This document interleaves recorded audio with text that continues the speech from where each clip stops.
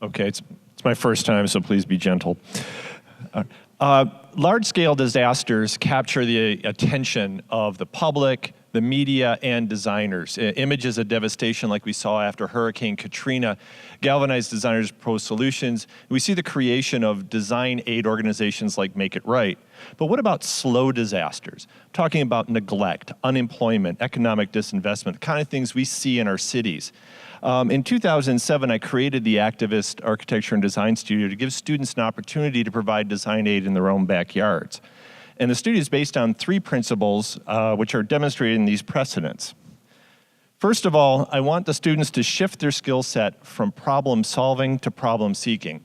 Great example is the South of Market project by Public Architecture, where they created an unsolicited plan to revise traffic flow, open up green space, and create a better quality of life, which actually now has gained traction within the city of San Francisco and gained governmental support. Next, I want students to understand that they can expand the definition of who client is. The Madhousers in the 1980s used to build these little shanties and then plant them around Atlanta for the homeless. They've gone from being a guerrilla organization to a recognized 501c3. They've got their own credit card. You can't get more legitimate than that. And lastly, I want students to understand that they can expand their definition of their talents and how they bring them to use. When the International Longshoremen's Association contacted Interborough to help advocate against a proposed waterfront plan for Bayonne, instead of coming up with a new plan, they came up with an informational broadsheet that the longshoremen could use to help build support for their cause. So the way the studio works is the students first identify a problem. They demonstrate the magnitude, they maybe propagandize it. They identify the components of the ecosystem that keep the problem in stasis. And they also identify the constituencies that are impacted by the problem and would be interested in its solution. They partner with local community partners, could be individuals, organizations, schools, governmental entities, and together they bring programmatic skills and design skills together to propose solutions for positive change. And the resultant projects, which are determined by the students and their community partners, not by me, range in scale everywhere from an informational campaign, a cart, an interior design, a building, even to small-scale urban plans.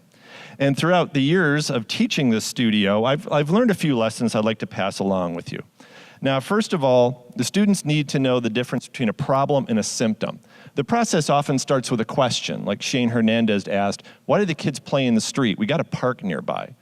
And as he investigated the situation, he found out that the problem was not the park or the street, but connectivity within the city of Port Huron.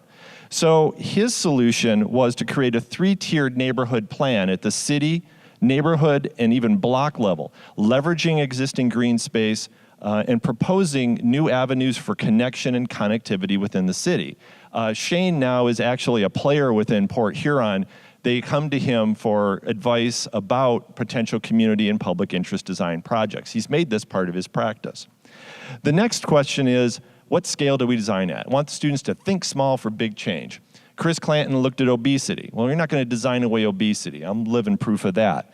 But his solution was to create a set of wordless instruction sheets that will allow people, regardless of education, literacy, English fluency, to create for themselves raised garden beds, water catchment systems, and composting.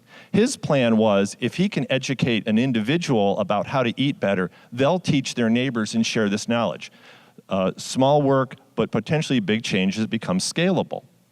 Similarly, students need to learn to help who they can help.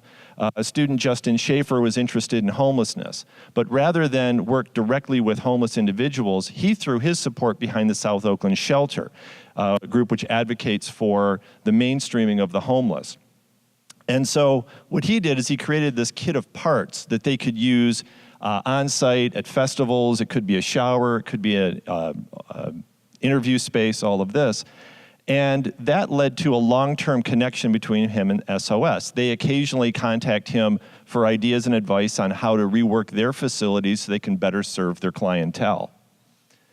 The next lesson is a hard one for architecture students, and that is that the building is not always the answer. Stuart Johnson noticed a gentleman fishing off of this vehicular bridge, which isn't very safe, and wondered why. He found out this man was a migrant worker, and was fishing to get food, and he was using the bridge because he couldn't fish along the perimeter of the lake. It was all private property. So Stuart created the mobile fishing station. Everything you need to roll into place, level, fish, and get out quickly before the police show up. Stuart said when he presented this, "I am advocating for illegal activity." I was so proud. And the last lesson for me was that we had to have a sense of closure to the studio. We're limited by our time span of one semester. And I didn't want these community partners months down the road to say, "Where's that nice young person who was helping us?" And so the students now enter into a written agreement with their community partner, outlays the scope of the project, what deliverables they will provide at the end of the semester, opens the door for a choice of a continued relationship, but the expectations are kept manageable. I also require that the community partner contact me to let me know the student has satisfied all those conditions.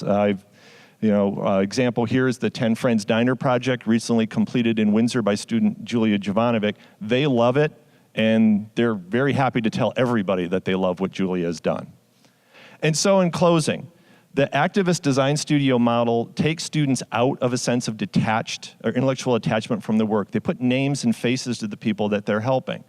And for those students who really engage it, it's a transformative experience. It changes the way they think about design practice. Not everybody, though. There's always that one guy who says, "Hey, I just want to get paid to draw toilet details." And that's okay, too. That's just not what we do at the Activist Studio. So if you're interested in knowing more, you can contact me. You can reach us through our blog or our Facebook page. We're looking forward to sharing more exciting projects with you in the future. Thank you.